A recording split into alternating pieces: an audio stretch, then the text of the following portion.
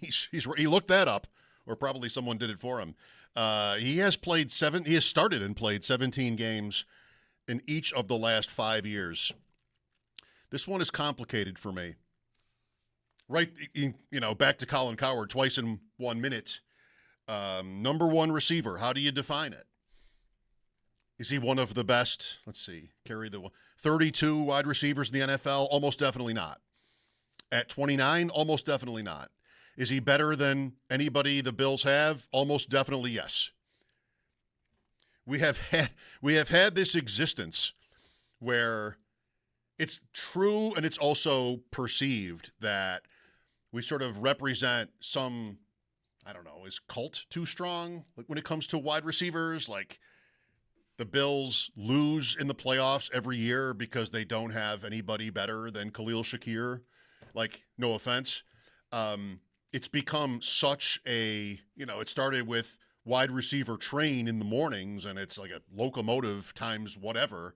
The conversation about this through the years. DJ Moore is complicated for me because as somebody that's like any fan, right? I mean, you've heard about this player he's played 8 years, so at least that long. And he's mostly been buried on teams that didn't go anywhere. That changed last year with the Bears, but his numbers took a dive with the Bears last year because, they had Luther Burden, Colston Loveland, Rome Odunze. They ran the ball. Like, it was more of a well-rounded offense as opposed to for most of Moore's career when he was kind of on his own. And that, of course, is, you're going to hear over and over, including from Joe Brady at some point, when Joe Brady was his offensive coordinator. I think Brady and maybe Brandon Beane, who, this is Carolina, if that matters. I think the message from the Bills here is let's party. And I get that for Brady. It's funny, Beane, and I'm not his biggest critic. He has really, his Q rating, has the show ever sounded older? His Q rating has gone way down in 12 months. Way down. But, I'm not as fierce on him as other people. But like this is him, and this is Brady, who is also him. Beane's choice, if you want. Dipping back into a player they know at a position that they need. Beane will be interesting to listen to eventually on this because I wonder if he sounds contrite about wide receiver. He often does not, but you might get that from him. I just decided when the offseason started and we started to throw around names that DJ Moore was someone I wanted no part of. Because I've been hearing for almost his entire career excuses for why he isn't more. And it's, he doesn't have a good quarterback. And then, he gets a good quarterback, but then, he quits on a route to end the season or walks off the field during a play. Like, it's not the richest free agent year ever, but I wanted somebody else. Like, I have to be honest. I've said it. Like, we didn't spend a lot of time on DJ Moore. You don't spend a lot of time on guys that are under contract. But I was like ready for Mike Evans. I don't know. I don't have every idea ranked, but I didn't want this. And then you get the added fun, exciting combo of what it costs to trade for him and then the money, all of which I hate. I can't believe the Bears did this well for a player everybody knew they didn't want. There it is. 10 words. I can't believe they did as well for a player everybody knew they didn't want. I think it was possible they were going to cut DJ Moore. And I'm giving up pick 60? I really, all due respect, don't care about the history of pick 60. I know what the value of a late second round pick is. And 60 versus 55 or 65 doesn't matter much to me. I have a second round pick I'm giving up for this guy. Yes, I get a fifth. I went to the trusty draft value chart, and there are numerous of these charts. but the one that I use, 300 points. I know it's math. 300 points for a second for pick 60, 26.2 for a fifth. It's a nice number if you run a marathon, but well, we have just about, give or take, 6 months to talk about DJ Moore, and you're going to hear it all. You're going to hear about how finally the Bills did the thing, which was overdue, and, it's not wrong. I think that's mostly going to come from the fan base, which is fine. The fan voice is why we're here. Like, it matters, but it's not always, to be put it mildly, it's not always objective. And then you're going to hear from everybody else, which is everything I saw today online was like, what? And that's really how I tend to be about Bills and Sabres stuff, is more on that side of it, which is not to say we have to fight. People are saying like, oh, well, they got better today. Guess what? Every time you've traded a draft pick for a player, you got better that day. But we know better than that, right? I also got, if they win a Super Bowl, we'll love it. Wow, really? Tell me that again? I didn't think about that yet. Every trade in the history of sports looks good if you won a Super Bowl or a title. That's needless. It's useless. They have spent so much money at wide receiver, a position group everybody kind of thinks they're bad at, to rank second in the league in cap at receiver after today. DJ Moore hasn't played a down yet for them, so we'll see what happens. It's exciting.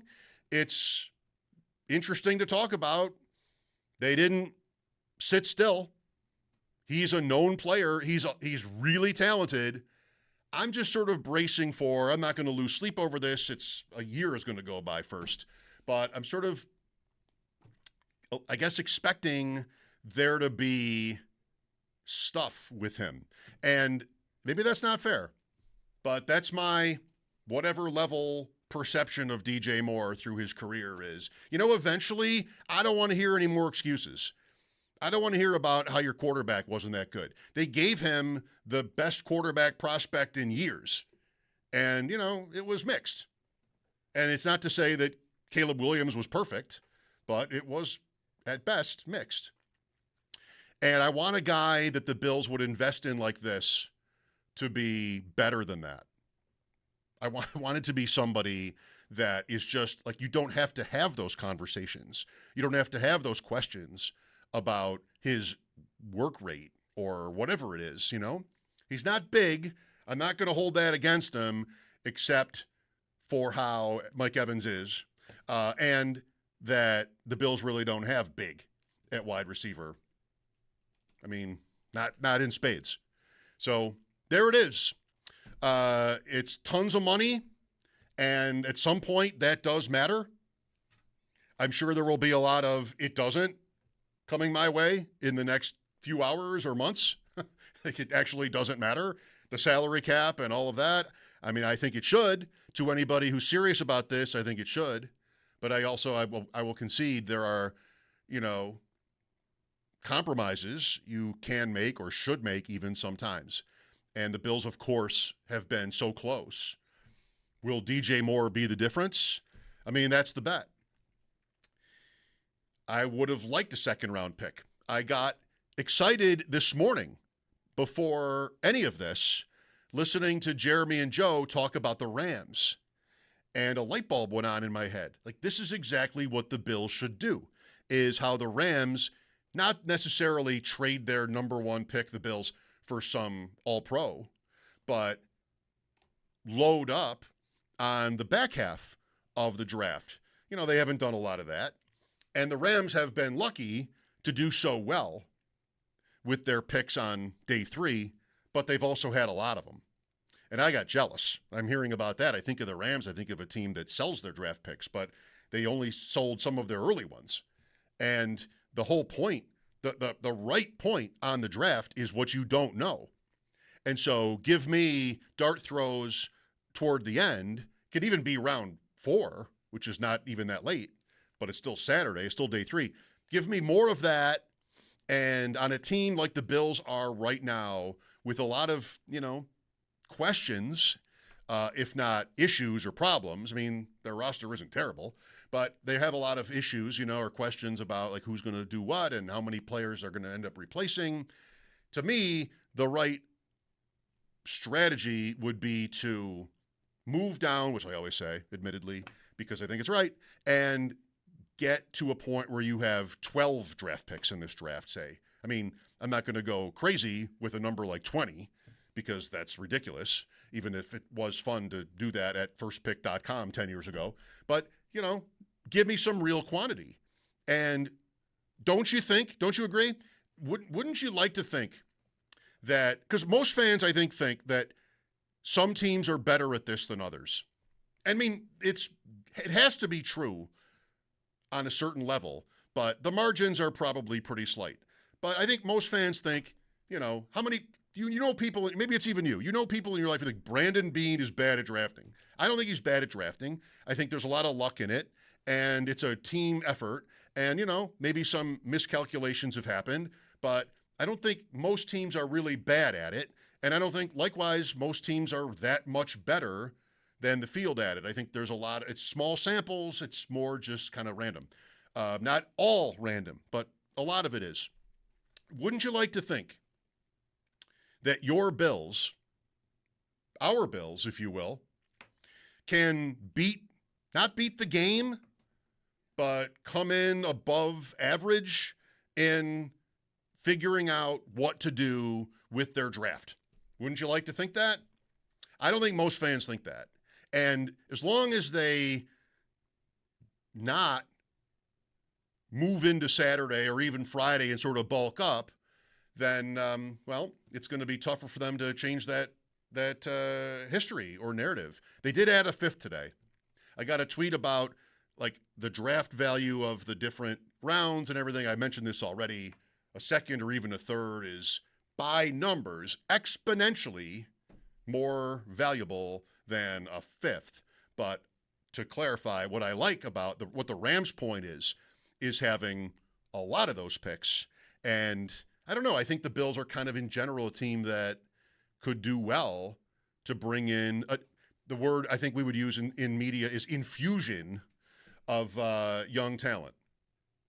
So I don't know. I don't love the player, but he's talented. I hate the cost. I cannot believe that the Bears were able to get as much as a second for DJ Moore, no matter what the fifth is worth. I can't believe that happened.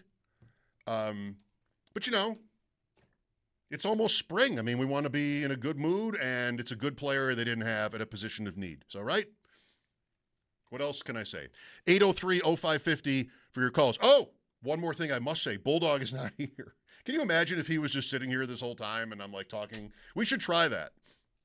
At what point would he just like, hi? I mean, we're on camera now, so you would see him.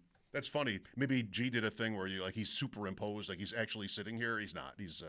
We're trading sick days, it seems, lately. But yeah, so he's not here. I need to say that.